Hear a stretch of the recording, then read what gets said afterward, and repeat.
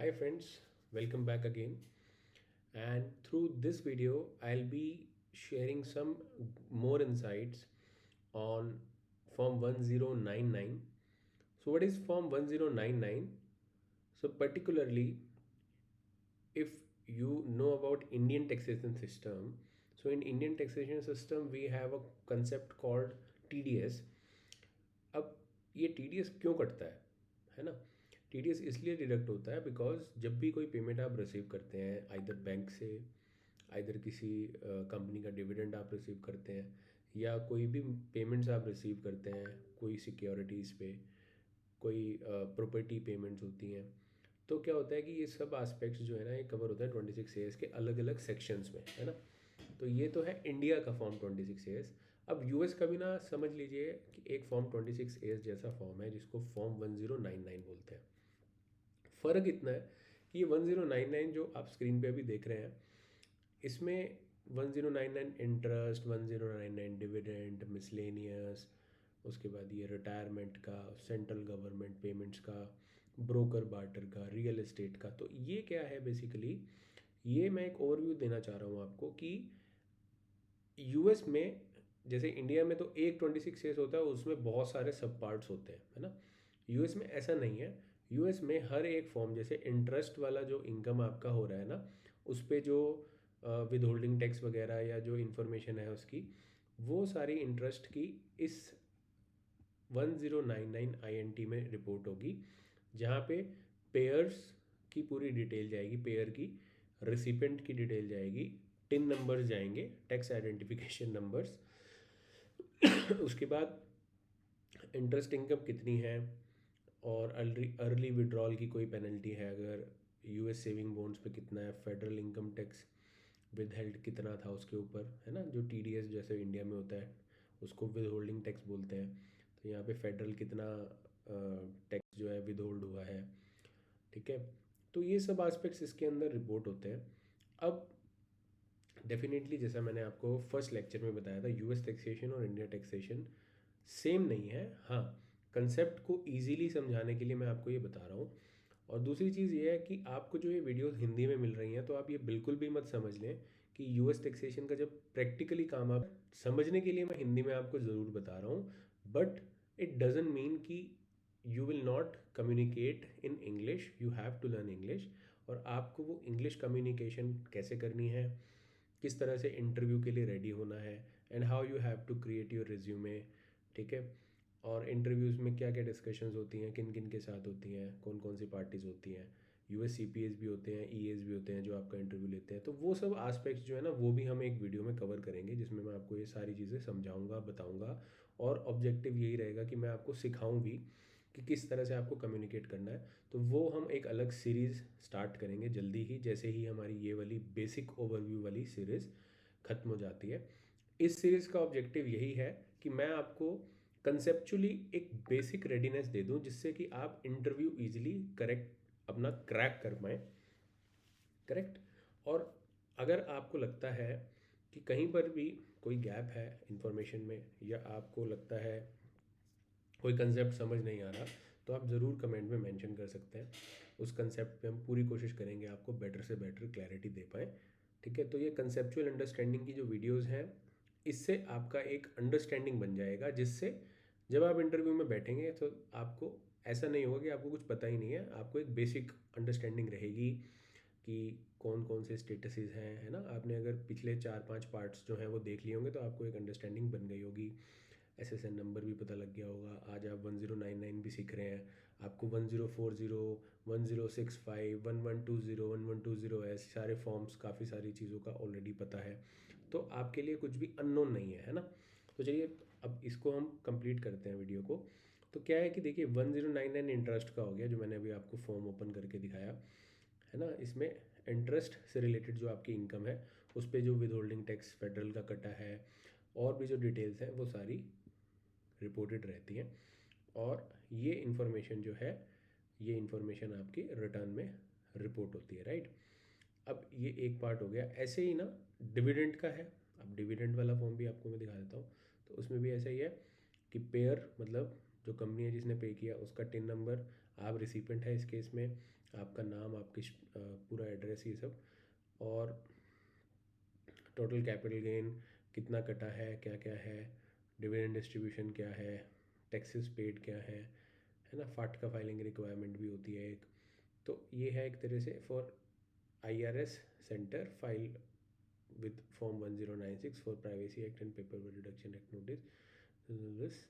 अब रेलिवेंट क्या है, रेलिवेंट है डिविडेंड एंड डिस्ट्रीब्यूशंस जो है ना आपको जो हो रहे हैं, उसमें आपका क्वालिफाइंग डिविडेंड क्या है ना, और उस पर जो है आपका विद होल्डिंग टैक्स जो है कितना आपका पे हुआ है, और सारी रेसिपेंट और पेयर की जो डिटेल्स हैं वो इसमें जाती है ना। जैसे 26 में डिविडेंड की डिटेल्स होती हैं, सेम पैटर्न पे है। अगर आपको 26 नहीं पता है 26 क्या होता है, आप गूगल करके देख सकते हैं।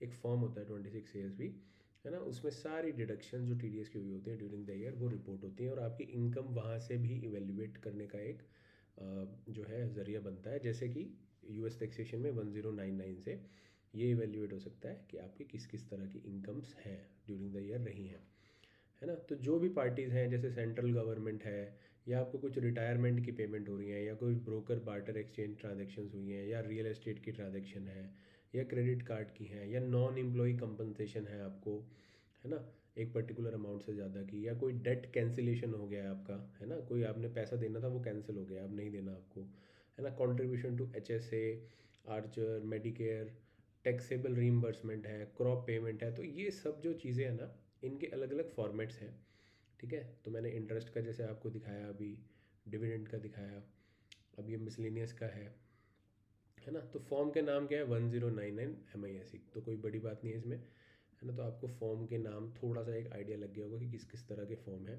दोबारा से देख लीजिए आप, है ना। तो मिसलेनियस वाला क्या है, मिसलेनियस वाले में पढ़ भी लेते हैं कि क्या इसकी रिक्वायरमेंट है।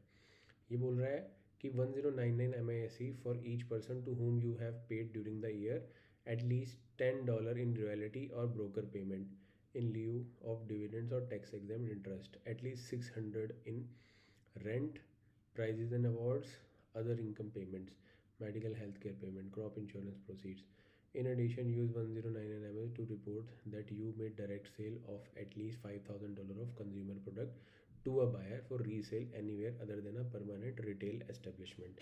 मतलब इसका ये हुआ कि ये फॉर्म भी ऐसा फॉर्म है जैसे एक तरह से जो भी आपकी मिसलेनियस पेमेंट्स है जो यहाँ पर पर्टिकुलरली मेंशन है, जहाँ पे जैसे $600 से ज़्यादा का रेंट है, कोई प्राइज़ अवार्ड मनी है, या मेडिकल हेल्थ केयर पेमेंट्स है, तो वो सब मिसलेनियस वाले फॉर्म में रिपोर्ट करना होता है ना। तो ये एक तरह से आपका 1099 MISC करके जो है ये मिसलेनियस का फॉर्म है। इसमें रेंट रॉयल्टी आप देख रहे होंगे, है ना, फेडरल इनकम टैक्स कितना उस पर डिडक्ट हुआ, and payment made direct sales totaling this, crop insurance proceed, fish purchase for resale, और स्टेट टैक्स कितना विदहेल्ड हुआ। तो ये सारी चीज़ें यहाँ पर अगेन पार्ट का फाइलिंग की रिक्वायरमेंट भी रहती है इसमें। और तो अगेन आप यहाँ देख रहे हैं payer's name, street address, payer का टीम, रेसिपेंट का टीम, रेसिपेंट का नेम, है ना, payer made direct sale totaling this और मोर। पेयर क्यों है ये, क्योंकि इसने अर्न करा है ना, तो इसलिए ये पेयर है। तो ये तो बेसिक कंसेप्ट है, जो भी इनकम अर्न करता है TDS तो उसका डिडक्ट होगा ना, और डिडक्ट किसको करना है, जो पेमेंट कर रहा है ना। तो इससे क्या होता है कि गवर्नमेंट को भी पता लग जाता है, क्योंकि TDS का बेसिक कंसेप्ट यही है इंडिया में भी, और विद होल्डिंग टैक्स का US में भी यही सेम कंसेप्ट है ना। 1099R है। अब जैसे अब ये 1099R क्या होता है ये भी पढ़ लेते हैं। ये बोल रहा है कि distribution or are treated as having made a distribution of $10 or more from profit sharing or retirement plans, any individual retirement arrangement, annuities, pension, insurance contract, permanent and total disability payment under life insurance contract, charitable gift annuities. इसका format भी अगर देखना चाहें तो आप देख सकते हैं। तो इसमें कोई बहुत बड़ा ऐसा वो नहीं है, फॉर्मेट्स डिफाइंड है, सब कुछ प्रिस्क्राइब्ड है ऑलरेडी, है ना। और नेचर आपको क्लियर होना चाहिए कि नेचर ऑफ पेमेंट क्या है, किसको रिसीव हुआ है, किसने पे करा है, अकॉर्डिंगली आपको रिटर्न में इसको रिपोर्ट करना होता है ना। तो ये 1099 जी भी ऐसा ही है, सर्टेन गवर्नमेंट पेमेंट्स। अगर कोई गवर्नमेंट पे कर रही है, मतलब आपको जो पेमेंट मिली है वो गवर्नमेंट से मिली है, जैसे फेडरल, स्टेट या लोकल गवर्नमेंट फाइल करती हैं। If they made payment of unemployment compensation, state और लोकल इनकम टैक्स रिफंड्स, री employment trade adjustments, taxable grants, agriculture payments, है ना। तो ये सब पेमेंट अगर वो करें तो उनको 1099 जी फाइल करना है ना। तो ये जो भी फॉर्म्स फाइल हो रहे हैं 1099, इंटरेस्ट का, डिविडेंड का, या ये गवर्नमेंट वाला, या नॉन एम्प्लॉय कंपनसेशन वाला, है ना, या फिर ब्रोकर बार्टर वाला ट्रांजेक्शन्स वाला, या रियल एस्टेट ट्रांजेक्शन्स वाला, तो ये सारे के सारे जो फॉर्म्स हैं ये जब फाइल होंगे तो बेसिकली ये एक तरह से रिपोर्ट कर रहे हैं कि इन्होंने आपको इतनी पेमेंट की और आपको अपने रिटर्न में भरना है ना। अब मैं जो 26 ईयर्स का एग्जांपल आपको दे रहा हूँ ना, उसका मतलब ये है कि 1099 इंटरेस्ट जिसने आपको पे किया, मान लो 10 का समझना है, और इस तरह से आपको इवेल्युएट करके अपने रिटर्न में करेक्टली इसको रिपोर्ट, उस पर हम पूरा का पूरा 2 से 3 वीडियो हमारी उस पर बनेंगी। हो सकता है थोड़ी ज़्यादा भी कंटेंट उस पर बने, बिकॉज उसमें हम सारे 9 के 9 शेड्यूल्स जो हमने पहले वीडियो में डिस्कस करे हैं उनको डिटेल में जाके इन डेप्थ में आपको दिखाएंगे और बताएंगे। ठीक है, तो अभी तक जो भी इस प्लेलिस्ट में अवेलेबल है, आपसे मैं रिक्वेस्ट करूंगा और आपको रिकमेंड भी करूंगा कि प्लीज़ आप स्टार्टिंग से अभी तक का सारा कंटेंट देख लें।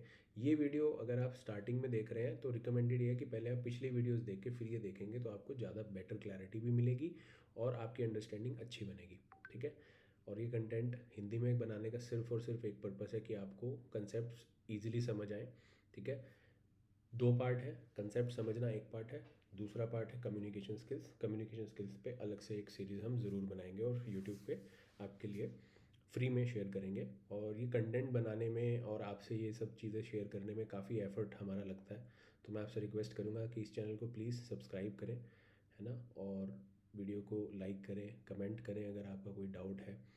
और अगर आप पेरेंट हैं तो प्लीज़ अपने बच्चों को ये इन्फॉर्मेशन ज़रूर सिखाएं, बिकॉज़ इंडिया में जो हम एक चीज़ की कमी देख रहे हैं वो देख रहे हैं कि बच्चों को बस यही पता है कि बीकॉम करिए तो अकाउंटेंट बनना है या चार्टर्ड अकाउंटेंट बनना है, उन्हें बाकी और चीज़ों को पता ही नहीं है। यूएस टैक्सेशन एक बहुत बढ़िया और बहुत अच्छी अपॉर्चुनिटी है जिसमें कम एफर्ट में भी आप ज़्यादा अर्न कर सकते हो, है ना, और ज़्यादा टाइम भी नहीं इसमें लगता। अगर आप ये सारी वीडियोस भी अच्छे से देख लेंगे तब भी मैं आपको श्योरिटी के साथ बोल सकता हूँ कि एटलीस्ट आप इंटरव्यू में बैठने के लिए एलिजिबल हो जाते हैं, बिकॉज ये ऐसी इन्फॉर्मेशन है कि 10 साल एक्सपीरियंस चार्टर्ड अकाउंटेंट्स को भी नहीं पता, बिकॉज वो लोग इसमें काम ही नहीं करते, है ना। तो thank you so much again from team Corporatee and Mayank Vadera.